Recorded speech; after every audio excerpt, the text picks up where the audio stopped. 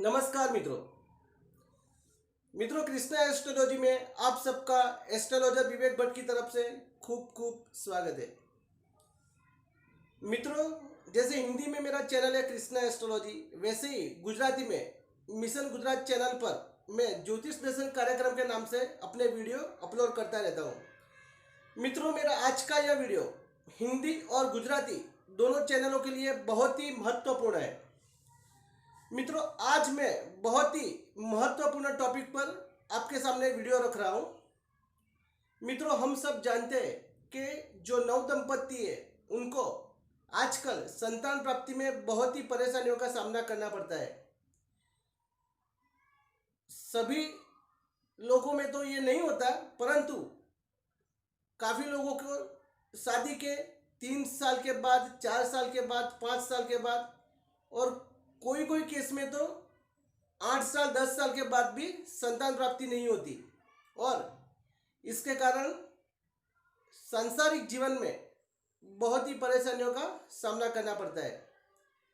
तो अगर कुंडली में संतान प्राप्ति के योग है तो इस परिस्थितियों का सामना नहीं करना पड़ेगा, और अगर संतान प्राप्ति के योग नहीं है तो फाइनली टेस्ट ट्यूब बेबी का सहारा लेना पड़ता है। नवदंपति को सरोगेट मदर का सहारा लेना पड़ता है। तो चलिए मित्रों, हम देखते हैं कि कुंडली में वैसे कौन से योग है जिसके कारण नवदंपति को संतान प्राप्ति में प्रॉब्लम नहीं आती है। मित्रों, कोई भी कुंडली का विश्लेषण करने से पहले हमें यह देखना है कि कुंडली का विश्लेषण सिर्फ स्त्री की कुंडली का नहीं करना है, स्त्री और पुरुष दोनों की कुंडली का विश्लेषण करना पड़ेगा। और साथ साथ लग्न कुंडली के साथ साथ हमें नवमांश कुंडली के भी योग देखने अनिवार्य है।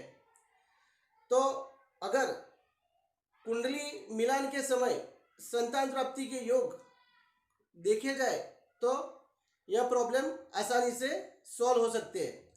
तो चलिए मित्रों, हम चर्चा करते हैं कि संतान प्राप्ति के योग कैसे बनते हैं। मित्रों, आपके समक्ष यह कुंडली है, मेष लग्न से शुरू हो रही कुंडली है जिसके मालिक मंगल बन रहे। तो 1 नंबर से शुरू हो रही है, इसके लिए यह मेष लग्न की है। वैसे अगर 2 नंबर से शुरू होते हैं तो वृषभ लग्न की है। तो मेष लग्न से मीन लग्न तक यह जो मैं आज आपको महत्वपूर्ण पॉइंट्स बताने वाला हूं, यह पॉइंट्स सभी कुंडलियों में लागू पड़ रहे हैं। मित्रों, सबसे पहले अगर हम बात करें कि स्त्री कारक ग्रह कौन कौन से, स्त्री कारक राशि कौन कौन सी है और पुरुष कारक ग्रह कौन कौन से और पुरुष कारक राशि कौन कौन सी है, तो जो भी ऑड साइन है जैसे कि 1 3 5 7 9 11 यानी मेष, मिथुन, सिंह, तुला और धन और कुंभ, ये जो साइंस है, यह जो राशि है वो पुरुष राशि है। और मंगल, गुरु, राहु को भी हम कंसिडर कर सकते हैं। मंगल, गुरु, यह जो ग्रह है, सूर्य, यह जो ग्रह है वो पुरुष ग्रह है। और जो इवन साइन है जैसे कि 2 नंबर वृषभ राशि, 4 नंबर कर्क राशि, 6 नंबर कन्या राशि, 8 वृश्चिक राशि, 10 नंबर मकर राशि और 12 नंबर मीन राशि, ये इवन साइन है जो स्त्री कारक साइन है। और उसके मालिक यानी स्त्री कारक जो ग्रह है वो चंद्र है, शनि है, बुध, शुक्र, यह जो ग्रह है उसको स्त्री कारक ग्रह माने गए। तो जब भी हम संतान प्राप्ति की बात करें तो लग्नेश को देखना बहुत ही महत्वपूर्ण है। साथ में संतान प्राप्ति का विचार पंचम स्थान से किया जाता है। अगर पंचम स्थान में पुरुष ग्रह है जैसे कि मंगल, गुरु, सूर्य और पंचम स्थान में पुरुष राशि है जैसे कि मैंने बताया 1 3 5 7 9, तो पुरुष संतान की प्राप्ति होती है। और अगर पंचम स्थान में स्त्री ग्रह है और फीमेल साइन है तो स्त्री संतान की प्राप्ति होती है।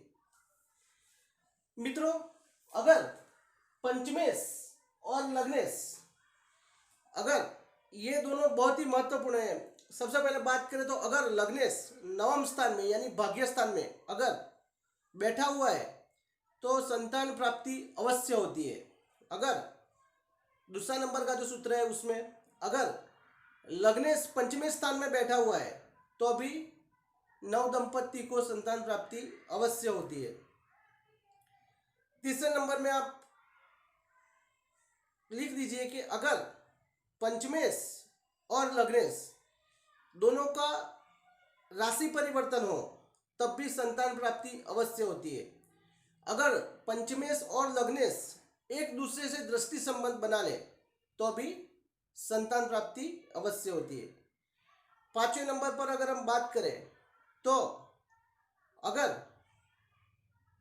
पंचमेश मजबूत हो, पंचमेश जहाँ पे पंचम स्थान में बैठा हुआ है और गुरु जो कि संतान का कारक माना गया है, गुरु केंद्र में जो कि 1 नंबर, 4 नंबर, 7 नंबर और 10 नंबर ये 4 केंद्र स्थान है। अगर गुरु इन केंद्र स्थानों में बैठा हुआ है और या तो फिर त्रिकोण स्थान में बैठा हुआ है तब भी संतान की प्राप्ति अवश्य होती है। अगर पंचमेश यानी पंचम स्थान का मालिक और भाग्येश दोनों युति बनाकर सप्तम स्थान में बैठे हुए होते तब भी संतान प्राप्ति अवश्य होती है। अगर पंचमेश केंद्र में बैठा हुआ है और साथ में गुरु युति बनाकर बैठा हुआ है तब भी संतान प्राप्ति अवश्य होती है। अगर पुरुष की कुंडली में शनिदेव जो है वो तीसरे स्थान पर बैठे हुए हैं तो शनि अपनी तीसरी दृष्टि से पंचम स्थान को देखता है और वही कुंडली में वही नव दंपति में स्त्री की कुंडली देखी जाए तो अगर शनिदेव 11वें स्थान में यानी लाभ स्थान में बैठे हुए हैं तब भी संतान प्राप्ति अवश्य होती है। अगर पंचम स्थान में क्रूर ग्रह जैसे कि सूर्य, राहु बैठे हुए हो और उस पर पाप ग्रह की दृष्टि ना हो तब भी संतान प्राप्ति अवश्य होती है। तो मित्रों, अगर ये जो मैंने बताए वह योग अगर आपकी कुंडली में यानी पुरुष कुंडली में और स्त्री की कुंडली में बन रहे होते तो जातक को संतान प्राप्ति अवश्य होती है। अगर मान लो कि पंचमेश पंचम स्थान में नहीं बैठा हुआ है और उस पर गुरुदेव की दृष्टि नहीं है और पंचमेश युति बनाकर द्वितीय स्थान में 11वें स्थान में बैठा हुआ है यानी केंद्र में भी नहीं है तो उस समय आपको नवमांश कुंडली का भी अध्ययन अवश्य करना चाहिए। तो जब भी उस समय जब भी पंचमेश की या तो वह जिस ग्रह के साथ युति बनाकर बैठा हुआ है उस ग्रह की दशा महादशा आएगी या फिर अंतरदशा आएगी तब संतान प्राप्ति अवश्य होगी। तो मित्रों, यह जो बहुत ही महत्वपूर्ण कुछ योग थे उस योग का मैंने आपके समक्ष डिस्कस की। तो वैसे और भी कैसे काफ़ी योग है जिसके कारण संतान प्राप्ति की समस्या हल हो सकती है। तो मित्रों, आज के वीडियो में बस इतना ही। नेक्स्ट वीडियो में हम और एक धन प्राप्ति के लिए कौन से योग बनते हैं उस पर हम चर्चा करेंगे। मित्रों, अगर आपने मेरा चैनल सब्सक्राइब नहीं किया है तो प्लीज़ उसे सब्सक्राइब करिए, उसे लाइक अवश्य कर दीजिए। मेरा व्हाट्सअप नंबर नोट कर दीजिए। मेरा व्हाट्सअप नंबर है 7984427291। मोबाइल नंबर है 9376478096। तो मित्रों, मैं आज यहीं पे मेरी वाणी को विराम देता हूँ। नमस्कार।